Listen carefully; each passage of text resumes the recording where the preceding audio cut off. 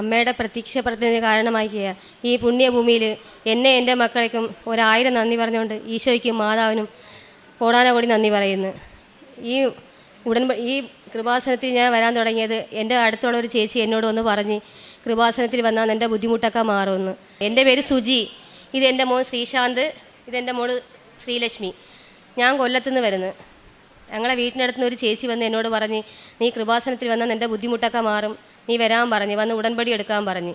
അങ്ങനെ ഞാൻ ഇവിടെ വന്ന് ഉടൻപടി എടുത്ത് ആദ്യത്തെ നിയോഗം എൻ്റെ മോന് ജോലിക്ക് വേണ്ടി ഞാൻ വെച്ച്, രണ്ടാമത്തെ നിയോഗം എൻ്റെ മോൾക്ക് പഠിത്തത്തിന് വേണ്ടി വെച്ച്. അവൾക്ക് പഠിത്തത്തിന് ഇച്ചിരി പുറമോട്ടായിരുന്നു. ആദ്യത്തെ നിയോഗം വെച്ചിട്ട് ഞാൻ അവിടെ പോയി 90 ദിവസം കഴിഞ്ഞ് ഞാൻ ഇവിടെ വന്ന് ഉടൻപടി പുതുക്കി. എന്നിട്ട് എൻ്റെ മോന് ജോലിക്കൊന്നും ആയില്ല. വീണ്ടും ഞാൻ ഇവിടെ വന്ന് രണ്ടാമത് ഉടൻപടി പുതുക്കിയതിൻ്റെ അന്ന് തന്നെ എൻ്റെ മോന് ജോലി കിട്ടി, പട്ടാളത്തിൽ പോയി. ഇപ്പോൾ ലീവിന് വന്നിട്ടുണ്ട്. ഇനി 17-ാം തീയതി എൻ്റെ മോൻ പഞ്ചാബി ജോലിക്ക് പോകുന്നു. ഇനി ബാക്കിയുള്ള എൻ്റെ മോള് പറയും. എൻ്റെ പേര് ശ്രീലക്ഷ്മി, ഞാൻ കൊല്ലത്തുനിന്ന് വരുന്നു. ഞാൻ +1 എനിക്ക് 2 സബ്ജക്റ്റ് പോയിട്ടുണ്ടായിരുന്നു. ഞാൻ ഉടമ്പടി എടുക്കുന്നത് അമ്മ ആദ്യം വന്ന് ഉടമ്പടി എടുക്കുന്നത്. അമ്മ 31/3/2025 വന്ന് ഉടമ്പടി എടുക്കുന്നത്. അമ്മയുടെ കൂടെ ഞാനും വന്ന് ഉടമ്പടി ക്ലാസ്സൊക്കെ കൂടി പ്രാർത്ഥിക്കുകയൊക്കെ ചെയ്യുമായിരുന്നു. അങ്ങനെ എനിക്ക് 18 വയസ്സായതിന് ശേഷമാണ് എനിക്ക് ഉടമ്പടി എടുക്കണം എന്ന് പറഞ്ഞ് ഞാൻ വന്ന് 23/12/2025 ഞാൻ വന്ന് ഉടമ്പടി എടുക്കുന്നത്. എനിക്ക് +1 2 സബ്ജക്റ്റ് പോയിട്ടുണ്ടായിരുന്നു. അപ്പം +2 വേണം നമ്മളത് എഴുതിയെടുക്കാൻ. അപ്പോൾ എനിക്ക് +2 ഞാൻ കുറേ ദിവസം ക്ലാസ്സിനൊന്നും പോയിട്ടില്ല.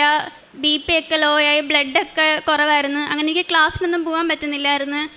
അങ്ങനെ എന്ത് ചെയ്യുമെന്ന് അറിയത്തില്ലായിരുന്നു. അങ്ങനെ മാതാവിനോട് പ്രാർത്ഥിച്ച് അങ്ങനെ ലാബ് എക്സാമിന് സമയം വന്നപ്പോഴത്തേക്ക് ഞാൻ ലാബിനൊന്നും അറ്റൻഡ് പോലും ചെയ്തിട്ടില്ല. കാരണം എനിക്ക് വയ്യാത്തതുകൊണ്ട് ഞാൻ മിക്ക ദിവസം ക്ലാസ്സിന് പോകത്തില്ല. അങ്ങനെ ഫിസിക്സ് ലാബ് ഫിസിക്സാണ് ഏറ്റവും പാടായിട്ടുള്ള സബ്ജക്റ്റ്. അപ്പം ഫിസിക്സ് ലാബ് ഞാൻ അറ്റൻഡ് ചെയ്തിട്ടുമില്ല. എനിക്ക് ലാസ്റ്റ് മിനിറ്റിൽ അറ്റൻഡ് ചെയ്യാനും പറ്റിയിട്ടില്ലായിരുന്നു. അങ്ങനെ മോഡൽ എക്സാമിന് ടീച്ചേഴ്സൊക്കെ സഹായിക്കായിരുന്നു. അങ്ങനെ ഞാൻ 2 ക്ലാസ് മാത്രമേ കണ്ടിട്ടുള്ളായിരുന്നു, 2 എക്സ്പെരിമെൻറ്റിൻ്റെ. എനിക്ക് അതേ 2 എക്സ്പെരിമെൻ്റ് തന്നെ മോഡലിന് കിട്ടിയത്. ഇത് തന്നെ എനിക്ക് മെയിൻ എക്സാമിന് ഞാൻ ഒന്നും പഠിച്ചിട്ടില്ലായിരുന്നു. മെയിൻ എക്സാമിന് എനിക്ക് ഇതേ 2 തന്നെ കിട്ടിയത്. ഞാൻ മാതാവിൻ്റെ അടുത്ത് പ്രാർത്ഥിച്ചിട്ടാണ് പോയത്. എനിക്ക് അത് തന്നെ കിട്ടിയത്. പിന്നെ അതേ കണക്ക് തന്നെ കെമിസ്ട്രി ലാബ് എക്സാമിനും എനിക്ക് കിട്ടിയ സോൾട്ട് മഗ്നീഷ്യം സൾഫേറ്റ് ആയിരുന്നു, ഏറ്റവും പാടായിട്ടുള്ള സോൾട്ട്. ഞാൻ കുറേ ചെയ്ത് നോക്കി. ഞാൻ എല്ലാ സോൾട്ടും ആനോണും കാറ്റയോണും എല്ലാം ചെയ്ത് എനിക്ക് കിട്ടുന്നില്ലായിരുന്നു. ലാസ്റ്റ് ടീച്ചർ പറഞ്ഞ് ഇനിയിപ്പോൾ ചെയ്യണ്ടെന്ന് പറഞ്ഞ് അങ്ങനെ ടൈട്രേഷൻ മാത്രം ചെയ്തപ്പോൾ എനിക്ക് നല്ല ടെൻഷനായി. ഞാൻ അങ്ങനെ അമ്മയോട് വന്നിട്ട് കരഞ്ഞ് പറഞ്ഞ് എനിക്ക് കിട്ടിയില്ല, ഞാൻ ഇങ്ങനെ ആണെങ്കിൽ മെയിൻ ലാബ് എന്താ ചെയ്യുക എനിക്കറിയില്ല എന്ന് പറഞ്ഞ് കുറേ കരഞ്ഞ്. അങ്ങനെ മെയിൻ ലാബ് എക്സാം വന്നപ്പോഴത്തേക്ക് എനിക്ക് അലൂമിനിയം ക്ലോറൈഡാണ് കിട്ടിയത്. ഏറ്റവും ഈസി ആയിട്ടുള്ളതാണ് കിട്ടിയത്.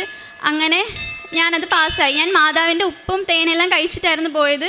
അങ്ങനെ എനിക്ക് പെട്ടെന്ന് തന്നെ ഇത് ചെയ്യാനും പറ്റി. ഞാൻ സോൾട്ട് എല്ലാം കംപ്ലീറ്റ് ചെയ്ത് അതേപോലെ ടൈട്രേഷൻ എല്ലാം പെട്ടെന്ന് ചെയ്ത് എല്ലാം എഴുതി പെട്ടെന്ന് തന്നെ ഇറങ്ങുകയും ചെയ്ത്.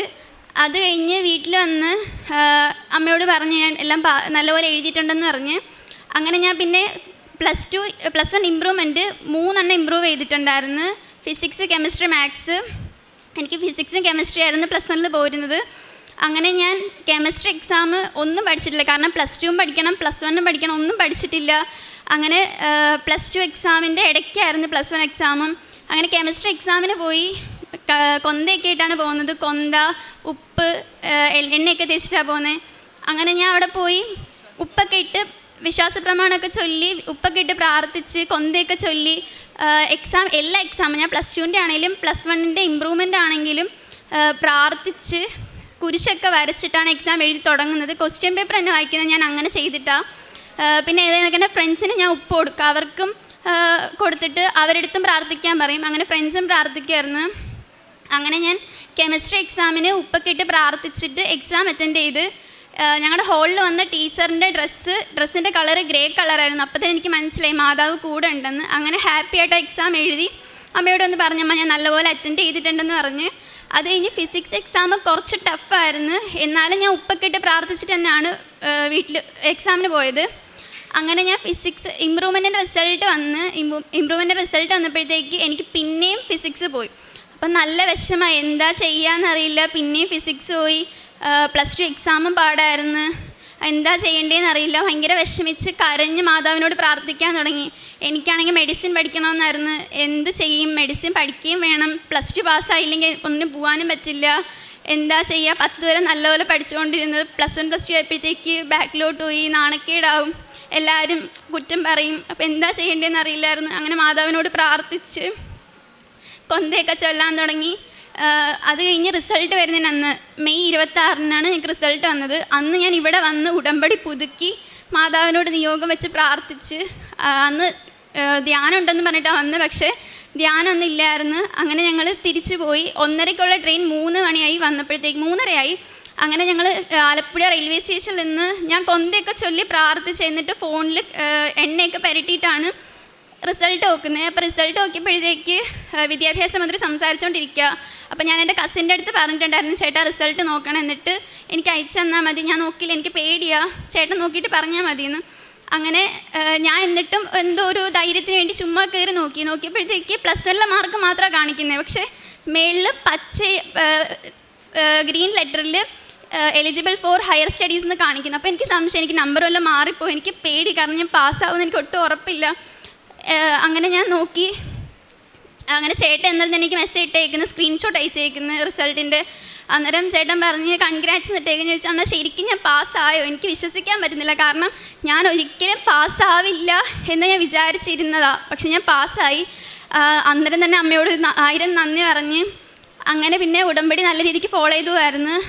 ഞാൻ റിസൾട്ട് വരുന്നതിന് മുമ്പ് തന്നെ എനിക്ക് എന്തിനാണ് പോകേണ്ടതെന്ന് അറിയത്തില്ല. എൻ്റെ എല്ലാ ഫ്രണ്ട്സും എന്താ പോകേണ്ടതെന്നെല്ലാം തീരുമാനിച്ചു കഴിഞ്ഞ്. അങ്ങനെ എനിക്കറിയത്തില്ല ഞാൻ എന്തിനാണ് പോകേണ്ടതെന്ന്. അങ്ങനെ ഞാൻ എല്ലാ ദിവസവും കിടക്കുന്നതിന് മുന്നേ മാതാവിനോട് കരഞ്ഞ് പ്രാർത്ഥിച്ചിട്ടാണ് കിടക്കുന്നത്. എല്ലാവരും ഓരോ കോഴ്സൊക്കെ കണ്ടുപിടിച്ച്, എനിക്ക് മാത്രം എന്തിനാണ് പോകേണ്ടതെന്ന് അറിയത്തില്ല. അങ്ങനെ ഞാൻ ഒരു ദിവസം കരഞ്ഞ് പ്രാർത്ഥിച്ച്. അതിൻ്റെ ഈ കരഞ്ഞ് പ്രാർത്ഥിക്കുന്നതിൻ്റെ തലേ ദിവസവും ഞാൻ കരഞ്ഞിട്ട് തന്നെ കിടക്കുന്നത്. അന്ന് മാതാവ് ഞാനിങ്ങനെ ഒരു എയർപോർട്ടിൽ നിൽക്കുന്നതായിട്ട് എനിക്ക് സ്വപ്നത്തിൽ കാണിച്ചു തന്ന്. ഞാൻ അന്ന് പിറ്റേന്ന് രാവിലെ അമ്മയോട് പറഞ്ഞു, അമ്മ ഞാൻ ഇങ്ങനെ സ്വപ്നം കണ്ട്, പക്ഷേ എന്താണെന്ന് എനിക്കറിയത്തില്ല, ഞാനിങ്ങനെ സ്വപ്നം കണ്ടെന്ന് പറഞ്ഞ്. അപ്പം അമ്മ പറഞ്ഞ് നമുക്ക് നോക്കാം, മാതാവ് ഒരു വഴി കാണിച്ചു തരുമെന്ന് പറഞ്ഞു. അങ്ങനെ ഞാൻ അന്ന് അമ്മയോട് പറഞ്ഞിട്ടുണ്ടെന്ന് ഞാൻ രാത്രി കരഞ്ഞ് പ്രാർത്ഥിച്ചിട്ടാണ് കിടന്നേ. അന്ന് ഞാനിങ്ങനെ ഒരു ഡിഗ്രി പഠിക്കാൻ പോകുന്നതായിട്ട് സ്വപ്നം കണ്ട്. പക്ഷേ ഞാൻ അന്നേരം പിറ്റേന്ന് അമ്മയെടുത്ത് പറഞ്ഞു, ഞാൻ കാരണം ഡിഗ്രിക്ക് അപ്ലൈ ചെയ്തിട്ടില്ല, എനിക്ക് 100% ഉറപ്പുണ്ട് ഞാൻ ഡിഗ്രിക്ക് പോവില്ല, പിന്നെ എന്താ മാതാവ് ഇങ്ങനെ കാണിച്ചതെന്ന് എനിക്കറിയില്ല എന്ന് പറഞ്ഞ്. അത് കഴിഞ്ഞ് കുറച്ച് ദിവസം കഴിയുമ്പോഴാണ് ഞാൻ BBA with aviation and airport management എന്ന് പറഞ്ഞ കോഴ്സിനെ പറ്റി കേൾക്കുന്നത്. അങ്ങനെ ഞാൻ Idukki Al Azhar college of arts and സയൻസിൽ ഇതിന് ജോയിൻ ചെയ്ത്. റിസൾട്ട് വന്നപ്പോഴത്തേക്ക്, റിസൾട്ട് വരുന്നതിന് തൊട്ട് കുറച്ച് ദിവസം മുമ്പ് എല്ലാ ദിവസവും ഞങ്ങൾ കൈ എഴുതുന്ന വാഷ് ബേസിൻ്റെ അവിടെ അനിയത്തി ഇപ്പോൾ വാകഴുവി തുപ്പിയപ്പോഴത്തേക്ക് ഞങ്ങൾ എല്ലാ ദിവസവും അവിടെയാണ് വാകഴുവി തുപ്പുന്നത്. പക്ഷെ ഞങ്ങൾ ഇന്നേവരെ കണ്ടിട്ടില്ല ഒരു ചെറിയ കുരിശ്, അത് അവിടെ നിങ്ങൾക്ക് കിട്ടി. അപ്പം അമ്മ പറഞ്ഞു, എന്തോ നല്ലൊരു അനുഗ്രഹം നമുക്ക് കിട്ടാൻ പോകുന്നു, അതുകൊണ്ട് നമുക്ക് കിട്ടി, ഇത്രയും നാൾ നമ്മൾ കണ്ടില്ല, പെട്ടെന്നൊരു ദിവസം വന്ന് നമ്മൾ കണ്ടേയില്ലേ, എന്തോ ഒരു അനുഗ്രഹം കിട്ടാൻ പോകുന്നു. അതിനുശേഷം ഞാൻ എക്സാം പാസ്സായി, +2 പാസ്സായി. 2 B+, 3 B, 1 C+, അങ്ങനെ ഞാൻ എക്സാം പാസ്സായി. അത് കഴിഞ്ഞ് അതിന് മുമ്പ് തന്നെ ഞാൻ ഓൾറെഡി അഡ്മിഷൻ എടുത്ത്. എനിക്ക് ഉറപ്പായിരുന്നു, പക്ഷെ എന്നോട് കുറേ പേര് പറഞ്ഞു ഇത് എടുക്കണ്ട, കാരണം ഏവിയേഷൻ പഠിച്ചിട്ടൊന്നും കാര്യമില്ല, ഇത് ജോലിയൊന്നും കിട്ടില്ല, സാലറി കുറവായിരിക്കും, അല്ലെങ്കിൽ കിട്ടുന്ന സാലറി നിങ്ങൾക്ക് യൂസ് ചെയ്യാൻ മാത്രമേ കാണൂ, അമ്മയ്ക്കൊന്നും കൊടുക്കാനൊന്നും കാണില്ല, അങ്ങനെയൊക്കെ പറഞ്ഞ്. അങ്ങനെ എന്നോട് കുറേ പേര് പറഞ്ഞു ITA പഠിക്കാൻ പോകും, സർവേ പഠിക്കാതാകുമ്പോൾ സർക്കാർ ജോലി കിട്ടും, അത് പഠിക്കുക. അപ്പോൾ ഞാൻ പറഞ്ഞു ഇല്ല, എനിക്ക് ഉറപ്പുണ്ട്, മാതാവ് തന്നെ കണ്ടുപിടിച്ചെന്നൊരു കോഴ്സാണ്. എനിക്ക് അന്നേരമാണ് എനിക്ക് മനസ്സിലായത്, ഞാൻ അന്ന് ഡിഗ്രി കണ്ടത് BBA ആണ്, അതൊരു ഡിഗ്രി കോഴ്സാണ്. അപ്പോൾ എനിക്ക് ഉറപ്പിച്ച് മാതാവ് തന്നെ കണ്ടുപിടിച്ചെന്നൊരു കോഴ്സാണ്. അങ്ങനെ ഞാൻ BBAക്ക് അഡ്മിഷൻ എടുത്ത് ഞാൻ ഈ മാസം 27-ാം തീയതി BBA പഠിക്കാൻ ഇടുക്കിയിൽ പോവുകയാണ്. ഞാൻ മാതാവിനോട് പറഞ്ഞിട്ടുണ്ടായിരുന്നു എക്സാം റിസൾട്ട് വരുന്ന ടൈമിൽ എക്സാം ഞാൻ പാസ്സാവുകയാണെങ്കിൽ ഉറപ്പായിട്ട് ഞാൻ വന്ന് പോകുന്നതിന് മുന്നേ വന്ന് സാക്ഷ്യം പറയുന്നു. പിന്നെ ചേട്ടന് ജോലി കിട്ടിയപ്പം അമ്മ ഇങ്ങനെ പറഞ്ഞിട്ടുണ്ടായിരുന്നു, ജോലി കിട്ടുകയാണെങ്കിൽ 10 പേരെ കൊണ്ടുവന്ന് സാക്ഷ്യം ഇവിടെ കൊണ്ടുവരാമെന്ന്. അങ്ങനെ 13 പേരെ കൊണ്ടുവന്ന് അവർക്ക് ഫുഡെല്ലാം ഞങ്ങൾ തന്നെ, ഫുഡ് ചിലവുകളെല്ലാം ഞങ്ങൾ തന്നെ നോക്കി. അങ്ങനെ തിരിച്ചു കൊണ്ടുപോയി. പിന്നെ എൻ്റെ ഫ്രണ്ടിന് BBAക്ക് പോകണമെന്നായിരുന്നു. അപ്പോൾ ക്യാബ് രജിസ്ട്രേഷൻ ചെയ്തപ്പം ആ കൊച്ചിന് കൊട്ടാരക്കരയിലാണ് കിട്ടിയത്, ശാസ്താംകോട്ടയിലാണ് കിട്ടിയത്, കൊട്ടാരക്കരയാണ് കൊച്ചിന് വേണ്ടത്. അപ്പോൾ എന്നോട് പറഞ്ഞേടേ ഇയാൾ പ്രാർത്ഥിച്ചാൽ ഫലിക്ക്, ഇയാളൊന്ന് പ്രാർത്ഥിക്ക്, എനിക്ക് വിശ്വാസമില്ല ഇയാൾ പ്രാർത്ഥിക്കും. അപ്പം ഞാൻ പറഞ്ഞു ഞാൻ പ്രാർത്ഥിക്കാം, പക്ഷേ ഇയാൾ വരണമെന്ന് പറഞ്ഞ് ഇയാളൊന്ന് പ്രാർത്ഥിക്കും, ഞാൻ എന്തായാലും പ്രാർത്ഥിച്ചേക്കാമെന്ന്. അങ്ങനെ ഫസ്റ്റ് അലോട്ട്മെൻറ്റ് ആ കൊച്ചിന് ശാസ്താംകോട്ടയിലാണ് കിട്ടിയത്. അവിടെ പോയി ടെമ്പററി അഡ്മിഷൻ എടുത്ത്. അത് കഴിഞ്ഞ് സെക്കൻഡ് അലോട്ട്മെൻറ്റ് വന്നപ്പോഴത്തേക്ക് ആ കൊച്ചിന് കൊട്ടാരക്കരയിൽ കിട്ടി. അങ്ങനെ ആ കൊച്ച് അഡ്മിഷൻ എടുത്ത് ഇപ്പോൾ ക്ലാസ്സിന് പോകുന്നുണ്ട്. ഒരു ദിവസം എന്തായാലും ഇവിടെ വരാമെന്ന് പറഞ്ഞിട്ടുണ്ട്. അതേപോലെ തന്നെ എനിക്ക് 64% മാർക്കേ ഉള്ളൂ +2-ൽ. അപ്പോൾ എന്നോട് അഡ്മിഷൻ്റെ ഡീറ്റെയിൽസൊക്കെ ഡോക്യുമെൻറ്റ്സ് സബ്മിറ്റ് ചെയ്യാൻ കോളേജിൽ പോയപ്പോഴത്തേക്ക് അവരെന്നോട് പറഞ്ഞ് എനിക്ക് എന്തായാലും മെറിറ്റിൽ കിട്ടത്തില്ല, ക്യാപ് രജിസ്ട്രേഷൻ ചെയ്യണം, എനിക്ക് മെറിറ്റിൽ കിട്ടത്തില്ല. ഞാൻ MG യൂണിവേഴ്സിറ്റിയിലായിരുന്നു അപ്ലൈ ചെയ്തേക്കുന്നത്. അപ്പോൾ എന്നോട് അവർ പറഞ്ഞ് എനിക്ക് കിട്ടത്തില്ല, ഉറപ്പായിട്ട് എനിക്ക് മെറിറ്റിൽ കിട്ടില്ല എന്ന് പറഞ്ഞു. അങ്ങനെ ഞാൻ മാതാവിനോട് പ്രാർത്ഥിച്ചു, മെറിറ്റിൽ കിട്ടിയാണെങ്കിലും മെറിറ്റിൽ കിട്ടിയില്ലെങ്കിലും സെയിം ഫീസ് തന്നെ, പക്ഷേ നമുക്ക് സ്കോളർഷിപ്പൊക്കെ കിട്ടും. അപ്പം ഞാൻ മാതാവിനോട് പറഞ്ഞു, അമ്മ എനിക്ക് മെറിറ്റിൽ തന്നെ വേണം, എനിക്ക് 100% ഉറപ്പാണ്. എൻ്റെ മാർക്ക് കൊണ്ടല്ല, not by merit but by grace ഞാൻ വിശ്വസിക്കുന്നത്. കാരണം എൻ്റെ മെറിറ്റ് കൊണ്ടല്ല, അമ്മയുടെയും ഈശോയുടെയും ഗ്രേസ് കൊണ്ട് തന്നെയാണ് എനിക്കിത് കിട്ടിയത്, ഞാൻ ഉറച്ച് വിശ്വസിക്കുന്നു. പിന്നെ ഇങ്ങനെ വിഷമിച്ചിരുന്ന് ഇൻസ്റ്റഗ്രാം റീൽസ് കാണുമ്പോഴാണെങ്കിലും യൂട്യൂബ് സ്ക്രോൾ ചെയ്തുകൊണ്ടിരിക്കുമ്പോഴാണെങ്കിലും എനിക്ക് ഓരോ വചനങ്ങളൊക്കെ കിട്ടും. ഞാൻ നിന്നോട് കൂടെ ഉണ്ട്, നീ സംഭ്രമിക്കേണ്ട, ഞാനാണ് നിൻ്റെ ദൈവം, അങ്ങനത്തെ കുറേ കോട്ട്സൊക്കെ എനിക്ക് വരാറുണ്ട്. അതൊക്കെ ഞാൻ അമ്മയ്ക്ക് കാണിച്ചു കൊടുക്കും. ഞാനൊരു ബുക്കിൽ വചനങ്ങളൊക്കെ എഴുതി വെച്ചിട്ടുണ്ട്. പിന്നെ കാരുണ്യപ്രവൃത്തിയായിട്ട് ഏട്ടന് മെഡിക്കലും ഫിസിക്കലും എടുത്തപ്പോഴത്തേക്ക് ഇടുക്കിയിൽ വെച്ചിട്ടായിരുന്നു. അഗ്നിവീറിൻ്റെ എക്സാം എഴുതിയിട്ട് എക്സാം പാസ്സായി. ചേട്ടാ IT ഫസ്റ്റ് ഇയർ പഠിച്ചുകൊണ്ടിരിക്കുമ്പോഴാണ് എക്സാം എഴുതി എക്സാം പാസ്സായി. ഇടുക്കിയിൽ വെച്ചിട്ടായിരുന്നു ഫിസിക്കലും മെഡിക്കലും. അങ്ങനെ മെഡിക്കൽ എടുക്കാൻ പോയി. ഫിസിക്കൽ കിട്ടി. അപ്പം മെഡിക്കൽ എടുക്കണം എന്ന് പറഞ്ഞ് അങ്ങനെ മെഡിക്കൽ എടുത്തപ്പോഴത്തേക്ക് ചെറിയൊരു കൈക്ക് വളവുണ്ടെന്ന് പറഞ്ഞ് അങ്ങനെ റീമെഡിക്കൽ എഴുതി തന്ന്. റീമെഡിക്കലിൽ ചേട്ടന് കിട്ടി. അത് കഴിഞ്ഞ് റിസൾട്ട് വന്ന് ഫസ്റ്റ് ലിസ്റ്റ് വന്നപ്പോഴും ചേട്ടന് കിട്ടിയില്ല. അപ്പം വിഷമായി, ചേട്ടന് നല്ല വിഷമായി, കാരണം കുറേ കഷ്ടപ്പെട്ടിട്ടും കിട്ടിയില്ലല്ലോ, ഭയങ്കര വിഷമായി. സെക്കൻഡ് പിന്നെ റിസൾട്ട് വന്നപ്പോഴത്തേക്ക് കസിൻ ചേട്ടനാണ് നോക്കുന്നത്. അപ്പോൾ ചേട്ടൻ പറഞ്ഞില്ല, കാരണം ലിസ്റ്റിൽ പേരില്ല, ചേട്ടന് വിഷമാവും, അതുകൊണ്ട് പറഞ്ഞില്ല. അങ്ങനെ മൂന്നാമത് ലിസ്റ്റ് വന്ന്, പക്ഷെ ഞങ്ങൾ അത് തള്ളിക്കളഞ്ഞത്, കാരണം ഇനി ഒരു ലിസ്റ്റ് വരില്ല എന്ന് പറഞ്ഞ് ഞങ്ങൾ തള്ളിക്കളഞ്ഞ കാര്യമായിരുന്നു. അങ്ങനെ അമ്മ വന്ന് ഡിസംബറിൽ ഞാൻ 23-ാം തീയതി വന്ന് ഉടമ്പടി എടുക്കുന്നു. അമ്മ ആ ആഴ്ച, ഞാൻ ചൊവ്വാഴ്ച വന്ന് എടുക്കുന്നു, അമ്മ ശനിയാഴ്ച വന്ന് ഉടമ്പടി പുതുക്കുന്നു. അന്ന് തന്നെ റിസൾട്ട് വരുന്നുണ്ട്, ചേട്ടൻ്റെ ലിസ്റ്റിൽ പേരുണ്ട്. പക്ഷെ ഞങ്ങൾ ഇത് ഇനി കിട്ടില്ല എന്ന് പറഞ്ഞിരുന്നതുകൊണ്ട് ഞങ്ങൾ നോക്കിയില്ലായിരുന്നു. അങ്ങനെ പിറ്റേന്ന് ഞാനും അമ്മയും നിയോഗം വെച്ച് പ്രാർത്ഥിച്ചിട്ടുണ്ടായിരുന്നത്.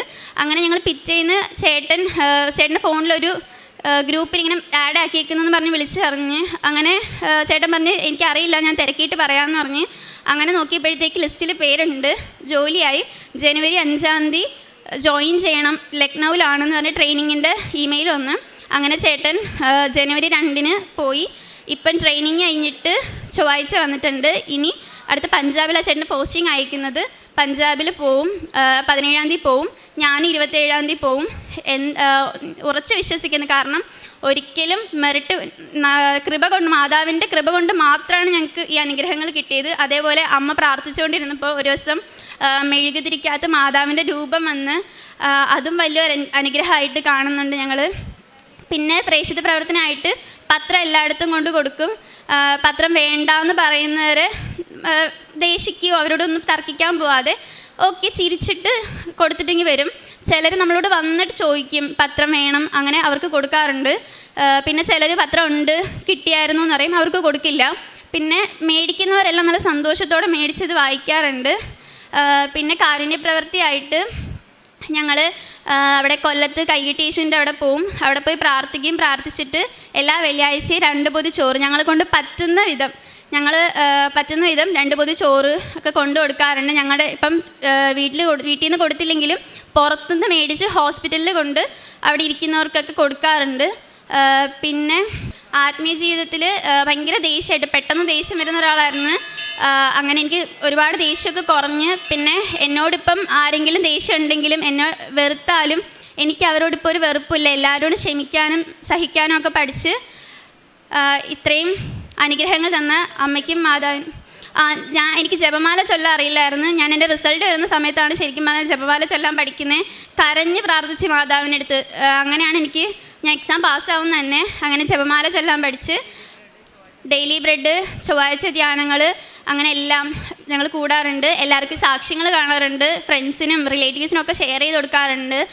അങ്ങനെ എല്ലാവരും മിക്കവരും വന്ന് ഉടമ്പടിയൊക്കെ എടുക്കാമെന്ന് പറഞ്ഞിട്ടുണ്ട്. ചിലർ വന്ന് ഉടമ്പടി എടുത്തിട്ടുണ്ട്. എൻ്റെ ഫ്രണ്ട്സിന് മിക്കവർക്കും നല്ല വിശ്വാസമാണ് മാതാവിനെ. എല്ലാവരും വരാമെന്ന് പറഞ്ഞിട്ടുണ്ട്. പിന്നെ ബൈബിൾ വായിക്കാറുണ്ട്. ഞാൻ ഫോണിലും ബൈബിൾ ഡൗൺലോഡാക്കി ഇട്ടിട്ടുണ്ട്. അത് കണക്ക് തന്നെ വീട്ടിൽ ബൈബിളും ഇരിപ്പുണ്ട്, ബൈബിളും വായിക്കാറുണ്ട്.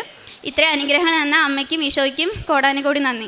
അവരുടെ കഷ്ടതകളിൽ ദൂതനെ അയച്ചില്ല, അവിടുന്ന് തന്നെയാണ് അവരെ രക്ഷിച്ചത്. തൻ്റെ കരുണയിലും സ്നേഹത്തിലും അവിടുന്ന് അവരെ കരങ്ങളിൽ വഹിച്ചു. യെശയ്യാ പ്രവാചകൻ്റെ പുസ്തകം 63-ാം അധ്യായം 9-ാം വചനമാണ്. ഉടമ്പടിയിൽ നമ്മുടെ കഷ്ടതകളിൽ, വേദനകളിൽ ദൈവം കൂടെയുണ്ട്. ഉടമ്പടി വഴി ആ സാന്നിധ്യം, ദൈവ സാന്നിധ്യമാണ് കൂടുതൽ നമുക്ക് അനുഭവിക്കാൻ സാധിക്കുന്നത്. ഉടമ്പടി ഒരു സ്നേഹബന്ധമാണ്. ഒരുപക്ഷെ നാം ഉടമ്പടിയിൽ ആദ്യമൊക്കെ ഒരു വിഷയബന്ധിയായിട്ടുള്ള ഒരു ബന്ധമായിരിക്കാം. പക്ഷേ പിന്നീട് പതുക്കെ നമ്മൾ ഉടമ്പടിയിൽ മുന്നോട്ട് പോകുമ്പോൾ ആ വിഷയബന്ധമായിട്ടുള്ള ആ ബന്ധം ഒരു സ്നേഹബന്ധമായി മാറുകയാണ്. സ്നേഹത്തിലേക്കുള്ള ഒരു വീണ്ടെടുപ്പ്, ഒരു തിരിച്ചു വരവ്. നാം ഒരിക്കലും ഒറ്റയ്ക്കല്ല എന്നൊരു വിചാരമാണ് ഉടമ്പടി മക്കളുടെ ജീവിതത്തിൽ. എന്നെ രക്ഷിക്കും, എന്നോട് കരുണയുള്ള ഒരു ദൈവമാണ് എൻ്റെ കൂടെ, എന്നെ താങ്ങി നിർത്തുന്ന ഒരമ്മയാണ് കൃപാസനം അമ്മ. ആ അമ്മയാണ് എന്നെ കരം പിടിച്ച് ഈശോയിലേക്ക് നയിക്കുന്നു എന്നുള്ള ഒരു ഉറപ്പാണ്. അവരുടെ കഷ്ടതകളിൽ ദൂതനെ അയച്ചില്ല, അവിടുന്ന് തന്നെയാണ് അവരെ രക്ഷിച്ചത് എന്നുള്ള ഒരു വലിയ സാക്ഷ്യമാണ് സുജിയും മകൾ ശ്രീലക്ഷ്മിയും ശ്രീശാന്തുമൊക്കെ നമ്മളോട് ഷെയർ ചെയ്യുന്നത്. കൃപാസനത്തെ പറ്റി ആദ്യമായിട്ട് അറിയുകയും ഒരു ചേച്ചിയാണ്, അയൽപക്കത്തുള്ള ഒരു ചേച്ചിയാണ് ഉടമ്പടി പത്രം കൊടുത്തത്. ആ പത്രം വായിക്കുകയും പിന്നീട് പരിശുദ്ധ അമ്മയുടെ സന്നിധിയിൽ, ഈ പുണ്യഭൂമിയിൽ അമ്മ ജീവനോടെ പ്രത്യക്ഷപ്പെട്ട ഈ ആലയത്തിൽ ഈ മക്കൾ വരികയും മരിയൻ ഉടമ്പടി എടുക്കുകയുമാണ് ചെയ്തത്. അതിനുശേഷം ആ സമയത്ത് മകന് പട്ടാളത്തിലേക്കുള്ള ITI പഠിച്ചുകൊണ്ട് 2nd ഇയർ പഠിച്ചുകൊണ്ടിരിക്കുകയായിരുന്നു. ആ സമയത്താണ് പട്ടാളത്തിലേക്കുള്ള അഗ്നിവീർ എന്ന എക്സാം എഴുതുകയും ഈ മകന് പെട്ടെന്ന് സെലക്ഷൻ ആവുകയും ചെയ്തത്. പക്ഷെങ്കിൽ അവിടെ ഒരു തടസ്സമുണ്ടായിരുന്നു. മെഡിക്കലിനും ഫിസിക്കിനും പാസ്സാകാനായിട്ട് അല്പം ബുദ്ധിമുട്ടുണ്ടായിരുന്നു. മെഡിക്കലിന് പോയപ്പോഴാണ് കയ്യിൽ അല്പം ഇഷ്യൂസ് ഫൈൻഡ് ഔട്ട് ചെയ്തത്. പിന്നെ അതിന് വേണ്ടിയിട്ട് മെഡിക്കലിന് പോയപ്പോൾ ഉടമ്പടി നേർച്ച വസ്തുക്കളായ ഉടമ്പടി തൈലം തേച്ച് വിശ്വാസ പ്രമാണം ചൊല്ലി വെഞ്ചരിച്ച ഉപ്പും കഴിച്ച് പ്രാർത്ഥിച്ചാണ് ഈ മകന് മെഡിക്കലിന് പോയത്. അങ്ങനെ ആ ടെസ്റ്റ് പാസ്സായി. ഒരു കുഴപ്പവുമില്ലാതെ കുറവുകൾ നിറവാക്കുന്ന ആ അമ്മയുടെ സാന്നിധ്യവും ഈശോയും കൂടെയുണ്ടായിരുന്നു. അതുകൊണ്ട് തന്നെയാണ് മെഡിക്കലിന് അൺഫിറ്റായിരുന്ന ഈ മകന് ഫിറ്റാകാനായിട്ട് സാധിച്ചത്. മെറിറ്റില്ലെങ്കിലും ദൈവത്തിൻ്റെ കൃപയാൽ മെഡിക്കൽ പാസ്സാവുകയും അങ്ങനെ ആ ജോലിയിൽ, അതായത് പട്ടാളത്തിൽ ജോയിൻ ചെയ്യുകയും ട്രെയിനിങ് കഴിഞ്ഞ് ഇന്ന് പരിശുദ്ധ അമ്മയുടെ സന്നിധിയിൽ അമ്മയുടെ പ്രത്യക്ഷീകരണത്തിൻ്റെ സാക്ഷിയായിട്ടാണ് ഇന്ന് അമ്മയും മക്കളും വന്നിരിക്കുന്നത്. ഇപ്പോൾ ഈ മാസം പഞ്ചാബിൽ പോസ്റ്റിംഗ് ആണ്. ജൂലൈ 17-ാം തീയതിയാണ് പോകുന്നത്. അത് ഈശോയുടെ അമ്മയുടെ ഒരു വലിയ കൃപയായിട്ടാണ് ഈ മക്കൾ സാക്ഷ്യപ്പെടുത്തുന്നത്. പിന്നീട് മകൾ ശ്രീലക്ഷ്മിയുടെ സാക്ഷ്യമാണ്. മകൾ പഠിച്ചുകൊണ്ടിരുന്നപ്പോൾ +1 +2 ഒക്കെ ഭയങ്കര ഡിഫിക്കൽട്ടായിരുന്നു. കാരണം ഫിസിക്സ്, കെമിസ്ട്രി സബ്ജക്ട്സ് ഈ മകൾക്ക് ഒത്തിരി ഹെൽത്ത് ഇഷ്യൂസ് ഉണ്ടായിരുന്നു. അതിനാലാണ് ക്ലാസ് ഒത്തിരി ആബ്സെൻ്റ് ആയിരുന്നു, പഠിക്കാനായിട്ട് ബുദ്ധിമുട്ടുണ്ടായിരുന്നു. അങ്ങനെ ഈ മകൾ 18 വയസ്സായപ്പോൾ തന്നെ വന്ന് ഉടമ്പടി എടുക്കുകയും ഉടമ്പടി ജീവിതം മുന്നോട്ട് നയിക്കുകയുമാണ് ചെയ്തത്. ഇവിടെയും ഈ മകൾ പറയുന്നത്, പരീക്ഷ 2ാമത്തെ പ്രാവശ്യം എഴുതിയപ്പോൾ ഇവിടെ വന്ന് പ്രാർത്ഥിച്ചു. അന്ന് 1:30 ആയപ്പോഴാണ് അടുത്ത റിട്ടേൺ ടിക്കറ്റ് ഉള്ളത്, വീട്ടിലേക്ക് തിരിച്ചു പോകേണ്ടത്. റെയിൽവേ സ്റ്റേഷനിൽ വെച്ച് വിശ്വാസ പ്രമാണം ചൊല്ലി പ്രാർത്ഥിച്ചാണ് റിസൾട്ട് എടുത്തത്. അവിടെയും not by merit but by ഗ്രേസിലാണ് ഈ മകൾ പാസ്സാക്കിയതാണ്. ഈ മകൾ പറയുന്നത് എപ്പോഴും, ദൈവമേ എൻ്റെ മെറിറ്റിലല്ല, എനിക്ക് മെറിറ്റില്ല, ദൈവത്തിൻ്റെ കൃപയാൽ എനിക്ക് മെറിറ്റിൽ തന്നെ ഒരു അഡ്മിഷൻ കിട്ടണമേ എന്ന് പ്രാർത്ഥിച്ചു. കാരണം 64% മാർക്കുള്ളപ്പോൾ അവിടെ മെറിറ്റില്ല. പക്ഷേങ്കിൽ ഈ മകൾ പ്രാർത്ഥിച്ചത്, എനിക്ക് മെറിറ്റില്ല, പക്ഷേങ്കിൽ ആ മെറിറ്റുള്ള ലിസ്റ്റിൽ എനിക്ക് പേര് വരണമേ എന്നാണ് പ്രാർത്ഥിച്ചത്. ഇതാണ് ഉടമ്പടി മക്കൾ. അസാധ്യമായ കാര്യങ്ങളാണ് ദൈവത്തോട് വിശ്വാസത്തോടെ പ്രാർത്ഥിക്കുന്നത്. ബട്ട് എനിക്ക് മെറിറ്റില്ലെങ്കിലും ദൈവത്തിൻ്റെ കൃപയാൽ എനിക്കത് കിട്ടുമെന്നുള്ളൊരു ഉറപ്പുണ്ട് നമുക്ക്. അതുകൊണ്ട് തന്നെയാണ് ഈ മകൾ പ്രാർത്ഥിച്ചത്, എനിക്കൊരു മെറിറ്റിൽ തന്നെ എനിക്ക് അഡ്മിഷൻ കിട്ടണമേ എന്ന്. അങ്ങനെയാണ് BBA വിത്ത് ആവിയേഷൻ ഫോർ എയർപോർട്ട് മാനേജ്മെൻറ്റിലേക്ക് ഈ മകൾക്ക് അഡ്മിഷൻ കിട്ടുന്നത്. ഈശോയുടെ അമ്മയോട് ചേർന്ന് നിൽക്കുമ്പോൾ അസാധ്യമായ കാര്യങ്ങൾ സാധ്യമാക്കുന്ന ദൈവമാണ് നമ്മുടെ കൂടെയുള്ളത്. നമ്മുടെ കഷ്ടതയിൽ, നമ്മുടെ ബുദ്ധിമുട്ടുകളിൽ, നമ്മുടെ സാമ്പത്തിക പ്രശ്നങ്ങളിൽ എന്ത് തന്നെയായാലും, ഏത് പ്രശ്നമായാലും ഉടമ്പടി മക്കളുടെ ജീവിതത്തിൽ ദൈവമാണ് നമ്മുടെ രക്ഷകൻ. തൻ്റെ കരുണയിലും സ്നേഹത്തിലും അവിടുന്ന് അവരെ കരങ്ങളിൽ വഹിക്കുന്നു എന്നാണ് വചനം കേട്ടത്. ഉടമ്പടി മക്കളുടെ ജീവിതത്തിലും ആ കരങ്ങളിൽ വഹിക്കുന്ന ദൈവത്തിൻ്റെ സാന്നിധ്യമാണ് നമുക്ക് കാണുവാൻ സാധിക്കുന്നത് ഈ മകളുടെ ജീവിതത്തിലും. അതുകൊണ്ട് തന്നെയാണ് ഇന്ന് ഈ കുടുംബം പരിശുദ്ധ അമ്മയുടെ സന്നിധിയിൽ അമ്മയുടെ പ്രത്യക്ഷീകരണത്തിൻ്റെ സാക്ഷിയായിട്ട് യാതൊരു മെറിറ്റുമില്ലാത്തവർത്താണ് മെറിറ്റ് നൽകി മകന് മെഡിക്കൽ പാസ്സാകാനും ഈ മകൾക്ക് BBA വിത്ത് ആവിയേഷൻ ഫോർ എയർപോർട്ട് മാനേജ്മെൻറ്റിൽ ജോയിൻ ചെയ്യാനുമൊക്കെ സാധിച്ചത്. മെറിറ്റില്ലെങ്കിലും ഗ്രേസിലെല്ലാം സാധ്യമാണ്. ഉടമ്പടി മക്കൾക്ക് വിശ്വാസവും വിശ്വസ്തതയുമാണ് ആവശ്യം. വിശ്വാസത്തോടെ പ്രാർത്ഥിക്കും, എന്നെ രക്ഷിക്കും, എന്നോട് കരുണയുള്ള, എന്നോട് സ്നേഹമുള്ള, എന്നെ കരങ്ങളിൽ വഹിക്കുന്ന ഒരു ദൈവമാണ് എൻ്റെ കൂടെയുണ്ട് എന്നുള്ളൊരു ഉറച്ച വിശ്വാസമാണ് ഉടമ്പടി മക്കൾക്കുള്ളത്. നമ്മുടെ എല്ലാ ഭാരങ്ങളും ആ കരങ്ങളിൽ, ആ ദൈവത്തിൻ്റെ കരങ്ങളിലേക്ക് ഏൽപ്പിക്കാം. പരിശുദ്ധമ്മ കൃപാസനം അമ്മയുടെ മധ്യസ്ഥതയിൽ നമ്മെ ആ പുത്രനിലേക്ക് നയിക്കട്ടെ എന്ന് പ്രാർത്ഥിക്കാം.